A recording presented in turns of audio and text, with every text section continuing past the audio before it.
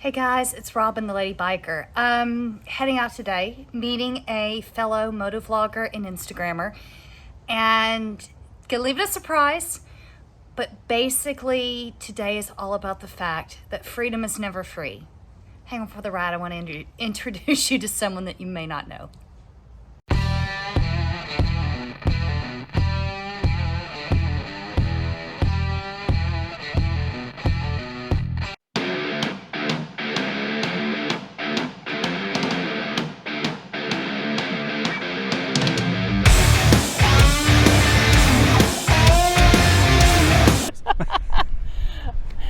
All right, guys, as I said in the intro, I caught up with Michael Nielsen, and he is, if you know him or know of him, you probably know him from Instagram. He goes by 2 Wheels to Survive. I've got a link down in the description.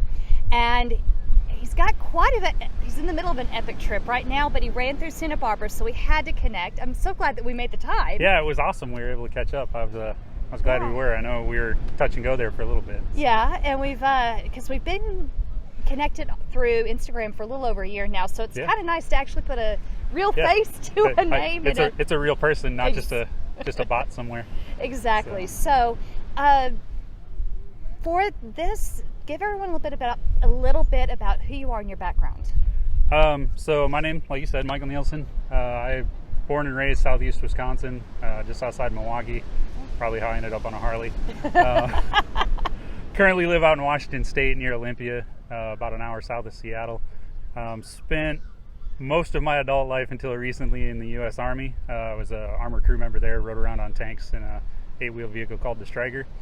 Had trips to Iraq and Afghanistan while we were doing that. About 6 years ago, I was medically retired and currently work in supply chain distribution for a major home improvement company. So. Yeah, it's a big shift. Yeah, definitely a big shift. So first off, as a former military spouse, thank you so much for the time and your service that you did give to the country. No problem. I was going to do it even if people didn't want me to. I love that. I played in the sandbox. I knew I was going to grow up and ride around on some of the coolest off-road vehicles ever made. It's just I grew up playing in the dirt. And then you got a bigger sandbox. Exactly. I got a bigger four-wheeler, a bigger sandbox, and they paid me to do it. So how can you complain? I joked with my guys a lot, and we'd be out training. Why are you always in a good mood? Like, we came here in some of the coolest ATVs ever made. We're playing cops and robbers, and they're paying us to do it. Like, this is our job. How can you not like it? Don't get me wrong. There are parts that suck, but generally speaking, it was a good career. You found the good part of it, though. That's always all you can do, right? Got to find the up. So how long have you been riding?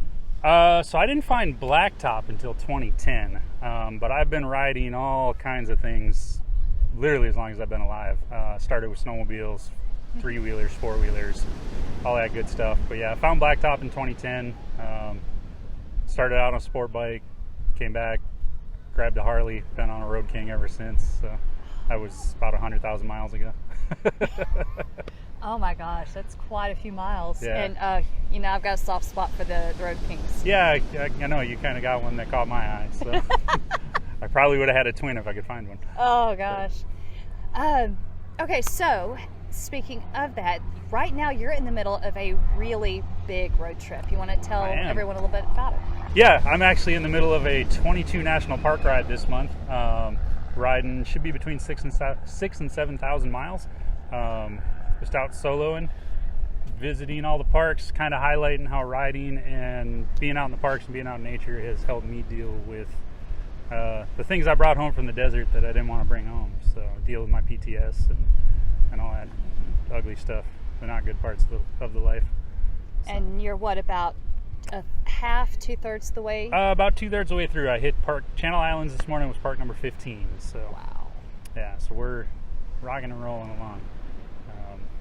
About 7 left, and then we'll be back. So. Man, that is an epic trip. It's been pretty amazing. You're not doing it just to make the ride. There's something bigger behind it. True. It is not. It is a vacation. It is a journey for myself and working on things I don't say out loud to people. Figuring out who I am, like we all do with our road therapy. It's also I'm out here riding for Mission 22.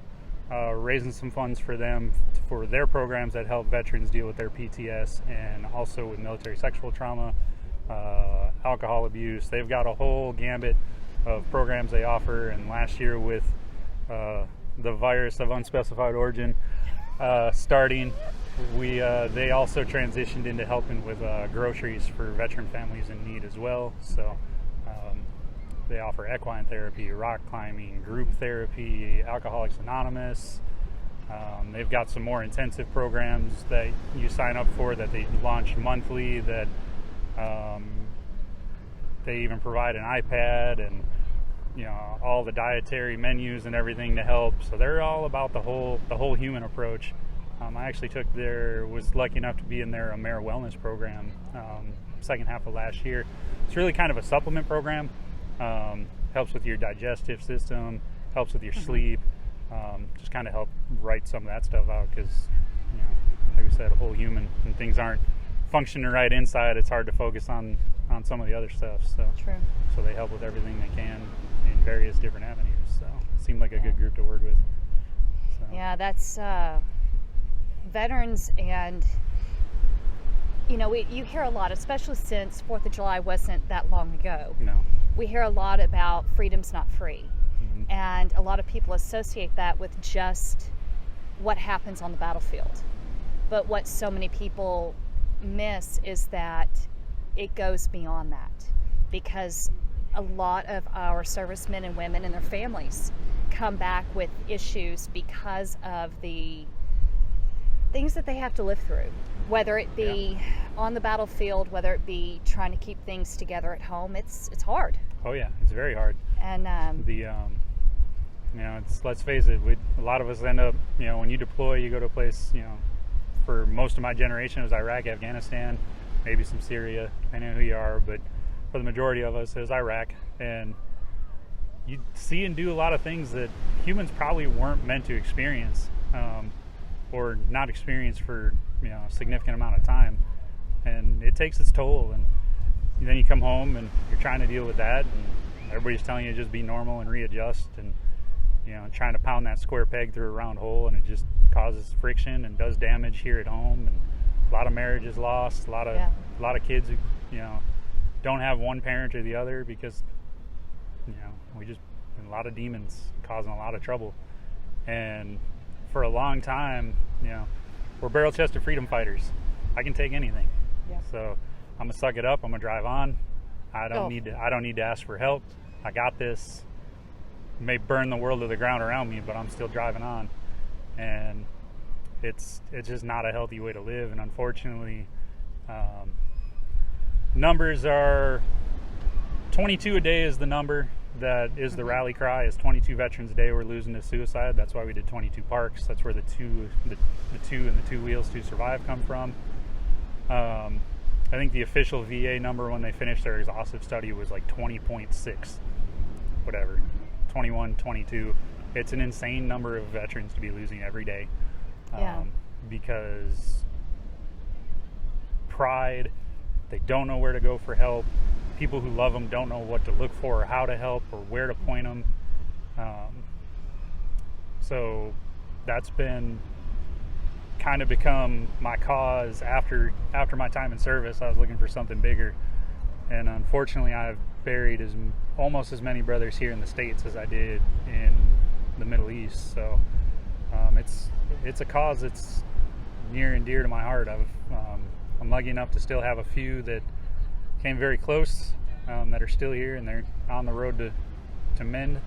But unfortunately, we've lost quite a few as well. Yeah, we've lost too many. Yeah, and those are just the ones I know of. And I'm sure I've lost more that I knew that I served with along the way that I don't even know I've lost. But the thing that really kind of drove me to do the ride, to start Two Wheels, and was kind of twofold. One was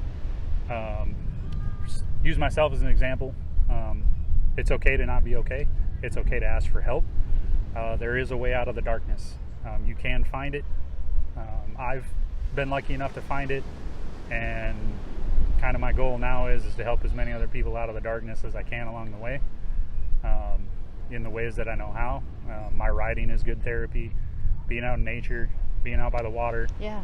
Like, we're still very primal beings, and being around as natural an environment as possible is very therapeutic for us, whether we realize it or not. And that's kind of what started the ride. The other part of it was I found out while I was out riding around. I come from I live in an area that's very saturated with military. We have 5 active duty installations within 100 miles of us.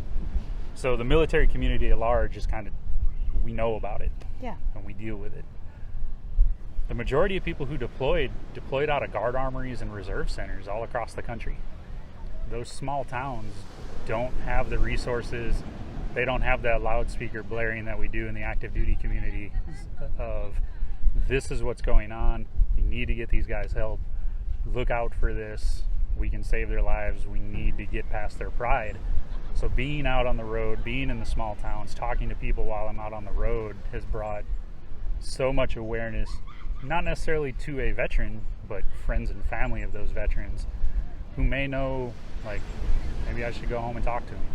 Ask that question. So it's simple, are you okay? Sometimes you'd be shocked when people are just like, no, I'm not. What do you mean you're not? True. Like, it's true. It hits you like a wet rag sometimes. They were just waiting for someone to ask. So that's kind of the 2 things that started me down my path that I'm currently on. So. Well, I appreciate you sharing very much. It's not always easy to be that transparent. It's not. It's sometimes I go back and forth about posting some of the stuff I post, but you probably saw while I was out on the trip there was one, from a hotel room that I posted. I went back and forth about posting that, but it's why I'm out here. It's what I'm here to do, and it's very unnerving the first few minutes it's up, but I haven't regretted posting one yet. So. Good. Yeah, I know what you mean. I know what you mean. So anyway, thank you again. And guys, if you want to follow along and see more about what he's been doing, where he's been, drop down to the description. I have a link to his Instagram channel or page, and also a link to Mission 22. Please go and check it out. Whether you know someone, whether you've had firsthand experience or not, this is a cause that deserves to be supported.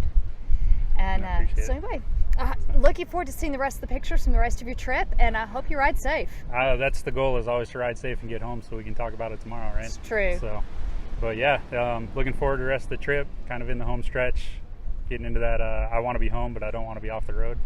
Starting to get into that world. So understand that. So that'll be the trick, is not rushing through it the last few legs here. So. All right, guys. So with that, do what we're doing. Get out and ride. Have fun. Be safe. And we'll catch you on the next video. Bye.